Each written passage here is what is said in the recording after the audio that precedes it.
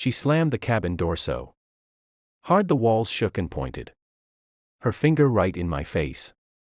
You don't belong here. This lake is HOA property and I'm shutting this down now. Her voice carried across the quiet water, loud enough that the fisherman on the far dock turned to look. I stood frozen for a second, coffee still in my hand, wondering how a stranger had just walked into my cabin without knocking.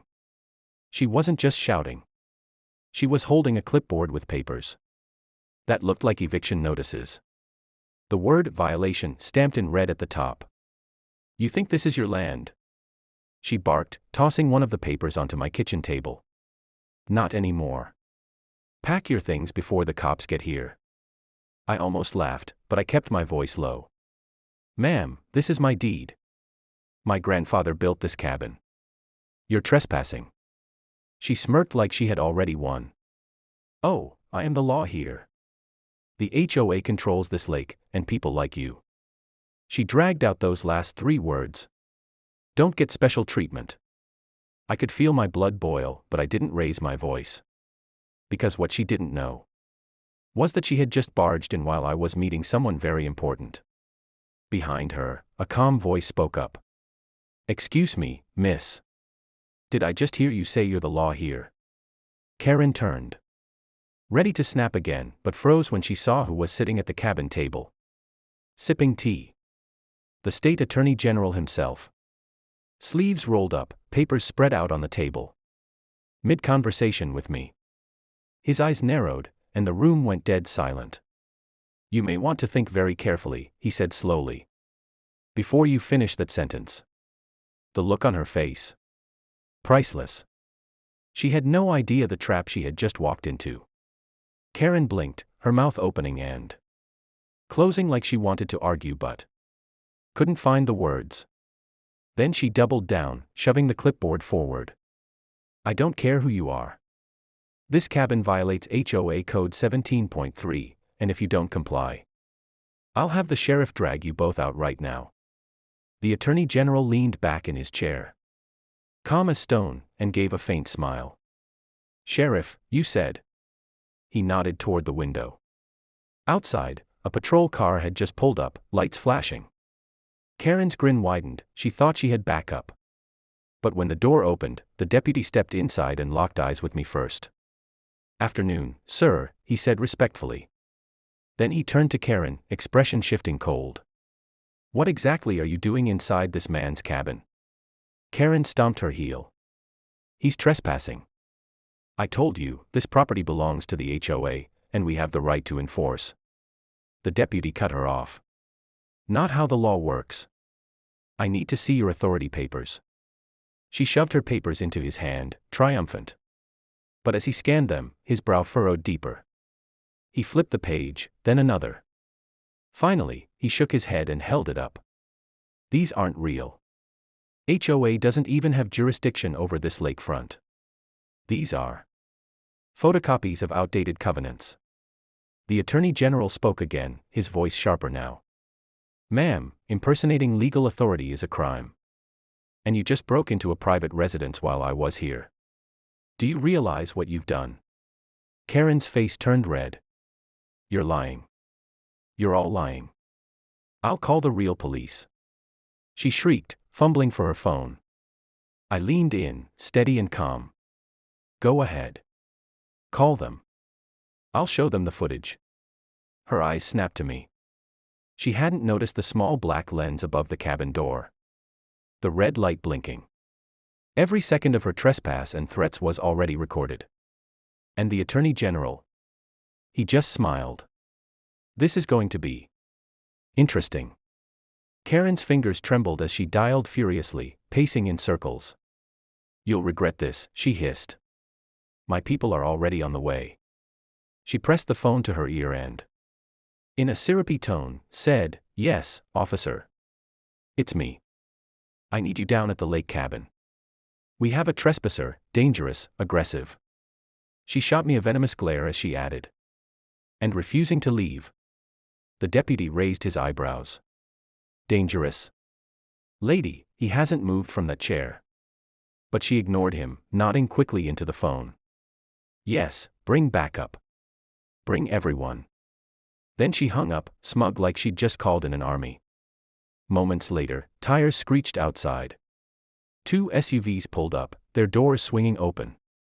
Men in uniform stepped out, but not the kind you'd want to see. Their badges gleamed, but something about them felt wrong.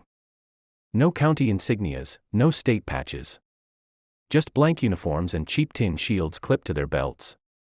Karen practically skipped to the doorway. "Arrest him," she shouted, pointing straight at me. "Remove him from my property." The fake officers stormed in, hands already reaching for cuffs. The deputy stepped forward, blocking their path. "Hold it right there. I don't know who you think you are. But you're not law enforcement in this county." The tallest of the fake cops sneered. "Step aside, deputy. HOA jurisdiction overrides local." The Attorney General's voice cut through the tension like a blade. "Jurisdiction? Really? Then tell me which statute grants an HOA the power to perform arrests." Silence. Not one of them answered. I rose slowly from my chair, my eyes locked on Karen. "You wanted to play this game." I pointed to the corner camera again. "You just brought fake cops into a cabin. With the state attorney general sitting inside. Do you realize what that means?" Karen's confident smirk faltered. For the first time, a flicker of doubt crossed her face. But she still spat back, "You're bluffing. No one will believe you." The Attorney General leaned forward, his voice dropping into a tone that made the whole room freeze. "They won't have to believe us. They'll see it on the evening news." Outside, the real sheriff's cruiser was now pulling in behind the SUVs. Lights flashing brighter than ever. The real sheriff's cruiser rolled to a stop behind the SUVs. Its siren cutting off with a sharp wail. The fake officers stiffened, exchanging nervous glances. But Karen clapped her hands like she was welcoming reinforcements. Finally. "Sheriff, you're just in time. Arrest this man and shut this cabin down before things get violent." The sheriff, a broad man with years of authority in his stance, stepped out slowly. He tipped his hat at the Attorney General first, a sign of instant respect, then looked straight at me. "Sir, you okay here?" Before I could answer, Karen stormed between us, waving her clipboard. "Don't listen to him, he's lying. He doesn't even own this property. I have the HOA rulings right here." The sheriff took the papers from her, flipping through them with practiced eyes. His jaw tightened. Then he looked up at her, voice low and cutting. "Ma'am, these are fakes. Where did you even get these?" Karen's face twisted. "They're not fake. That cabin is illegal. His truck is illegally parked, too. Tow it, right now." She spun toward one of the fake officers. "Hook it up." I glanced out the window and froze. Sure enough, a tow truck was already backing down the dirt road toward my pickup. The one my father left me. The only thing I had from him.